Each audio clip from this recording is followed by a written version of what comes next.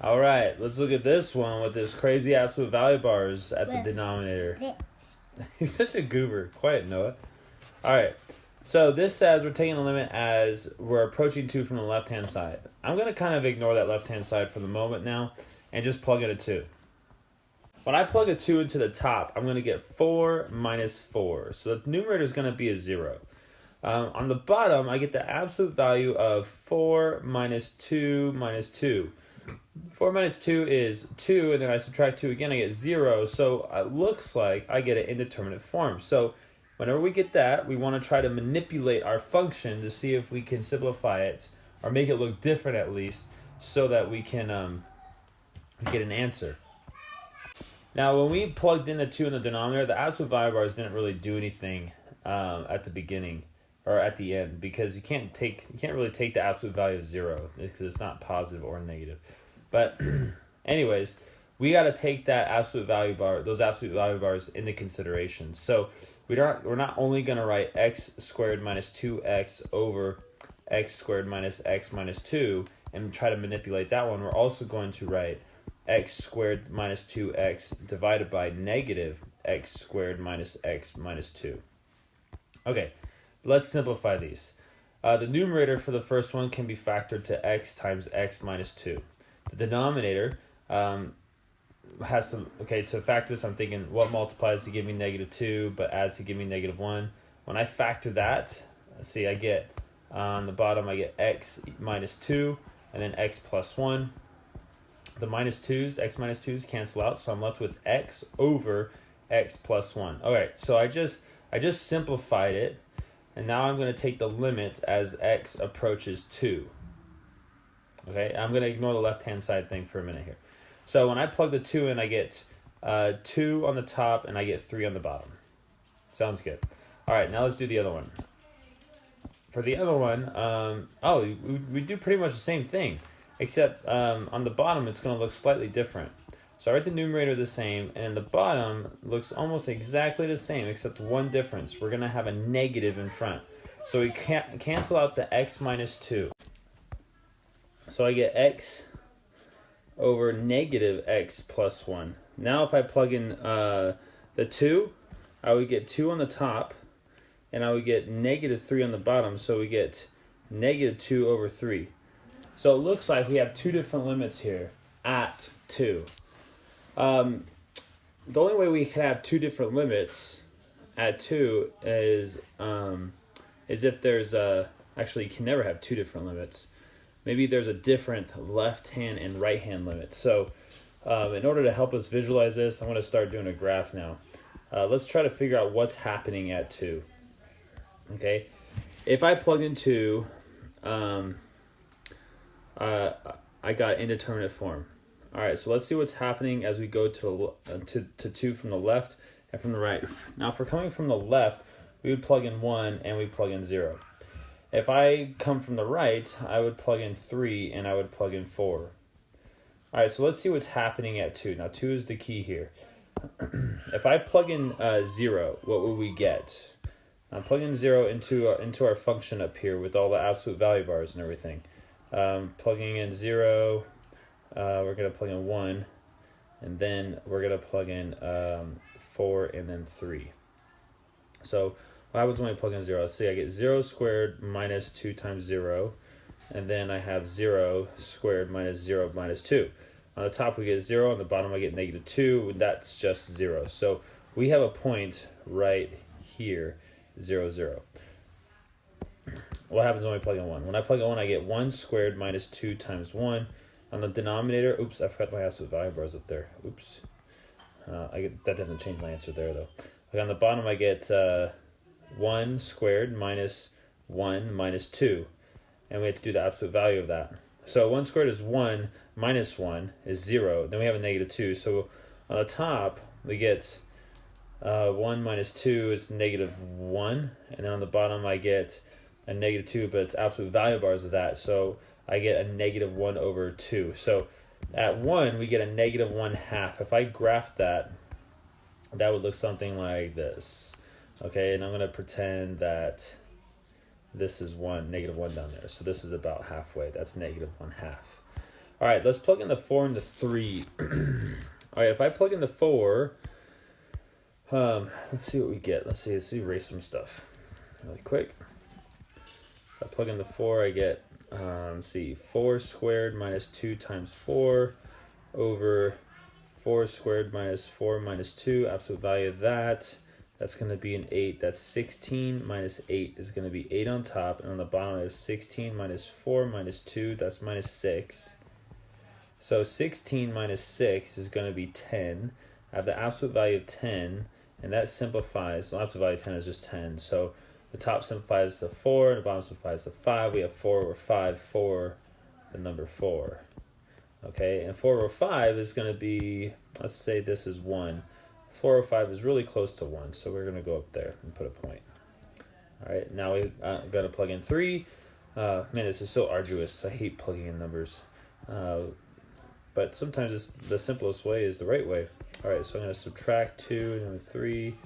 And then we have 3 squared minus 3 minus 2. Absolute value of that. We have 6. This is going to be a 9. 9 minus 6 is 3 on top. On the bottom I have, that's a 9. Minus 3 is 6. 6 minus 2 is 4. So I have absolute value of 4 on the bottom. So this is 3 over 4. All right, so we have a 3 over 4. That's going to be right about right here. Let's put our 3 over 4 right here. All right, cool. So what's going on here? It looks like our two answers right here, we have 2 over 3 and negative 2 over 3. That is right here. That's negative 2 over 3. And we have positive 2 over 3, which is probably right about, I don't know, right here, 2 over 3. It looks like this is our limit that goes to 2 over 3. I don't know what it looks like there. And this one right here is the limit that goes to negative 2 over 3. Now, in order for this to be a function, both of these can't be correct, but both of them can't be filled in. But we do have an absolute value going on here that kind of messes with things. If we plug in a 2, yeah, we get, yeah, that's right, we got indeterminate. So maybe both of those are supposed to be wholes, not solid. But that doesn't matter. That doesn't matter because our question is asking for the limit. As we're going to the left, that's where the left comes in. I didn't know why it was there, but now I see because this is what our function looks like. So if we're coming from the left, it looks like our answer is going to be negative 2 over 3. Let's attack number 17. And number 17, the question says, if f is continuous on this interval from 1 to 8, that makes sense because look, they give us from 1 to 8, they give us a table of values. Okay, and some of the values of f are given in a table above, then which of the following must be true? Okay, so something to note about continuous. This is very important because if the function f is continuous, that tells us other things about the function. There's no holes and there's no jumps. There's no gaps. And so from 1 to 8, we get some points here. Let's graph them really fast. Oh, that one. The highest y number is 10, and the lowest y number is negative 2. So at 1, we go down to negative 2, so I'm going to put a point right there. And then at 3, which is probably going to be right about right there, we're going to go up to 4, so we're going to put a point right there. At 5, which would be, we'll say is right, a little closer to 8. At 5, we're going to go up to 10, and then 8 goes down to 6. And so because we're continuous, that is probably what our function looks like. There's no holes, gaps, or anything like that. I mean, I say probably. I'm not saying exactly, because it could look different than that. But let's see what our statements say. Here's our 3 statements. The first statement says, f of x equals negative 3 as a solution has a solution in this interval. So do we know for sure that f of x equals negative 3 somewhere between 1 and 8? And the answer to that question is we don't know. We don't know that for sure, so we can't say that it is for sure. Could this function go like this and then hit negative 3? Yeah, it could, but we don't know that for sure, so we can't say it must be true. So I'm going to X that one. f of x equals 0 has a solution from 1 to 8. Let's see. No matter what function I draw, let's say I draw this funky one like that, it looks like we hit 0 right there. The first line that we drew looks like we hit 0 right there. So is there a variable, or I'm sorry, a value of x that we could plug in to give us 0? Absolutely. And the reason why is because the lowest y value is -2, the highest is 10 in this interval from 1 to 8. And so that means we have to hit 0 in that interval. Okay? So there does, we'll say yes right here. Yes. And this is by the intermediate value theorem if you guys want to look it up. Because of the intermediate value theorem, yes, we can say that. All right, last one. It says f of x equals 9 has a solution between that. All right, same thing. Look at the curve I drew. In order to hit 10, we have to pass a y value of 9 by the intermediate value theorem. So yes, that is also true. So let's say 2 and 3. 2 and 3 is right.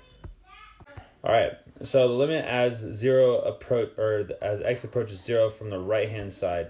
If we just try to plug this in, it would be cosine of 0 divided by 0. Cosine of 0 is 1. That's from trigonometry, but we cannot divide by 0. Now, this is not indeterminate form. This looks like it is undefined. It does not exist.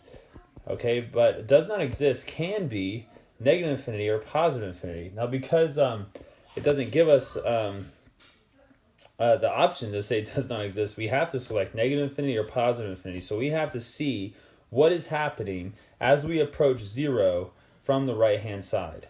All right, so as we pick numbers here, 3, 2, 1, what is happening as we get closer and closer to 0? Now, I'm kind of picky when I pick the numbers that I pick because I want to pick numbers that are easy for me to pick. Like 1, I could pick 1. If I plug 1 into that, I'll get an easy answer. Let's see. Cosine. Well, actually, 1 isn't an easy answer. Let's pick pi. Yeah, I like plugging pi in. Let's plug in pi. Pi would be a little after 3. Maybe it'd be more like right here. That'd be pi.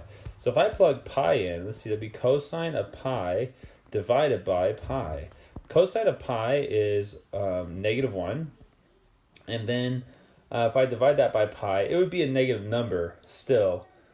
But it would be a small number because pi is like a 3. So let's pretend it's a 3. Let's do like that. -1 divided by 3. So that's like -1/3 almost. So it looks like we have a point. Let's say 1 is right here. -1 is right here. It looks like we have a point like right about, I don't know, right there. And then the next one, let's do half of pi. Half of pi, I'm not sure. It would probably be right about there. So if I plug in pi over 2, let's see, pi over 2, cosine of pi over 2, oops, cosine of pi over 2 divided by pi over 2. Okay, cosine of pi over 2 is 0. That's at the top of the unit circle. Divided by pi over 2 doesn't matter because it equals 0. So it looks like at pi over 2 we're back to 0. It looks like maybe we're going to go up. I don't know. But let's keep going. Let's pick a number less than pi over 2. How about pi over 4? Let's just half it again. Pi over 4. So we have pi over 4. We plug that in. We got cosine of pi over 4 divided by pi over 4 equals, let's see, pi over 4, that's going to be rad 2 over 2. And then we have pi over 4. Let's multiply by the reciprocal. It says this divided by this, but instead let's go this times the reciprocal of that. That 2 would cancel out. That becomes a 2. So we have 2 rad 2 divided by pi.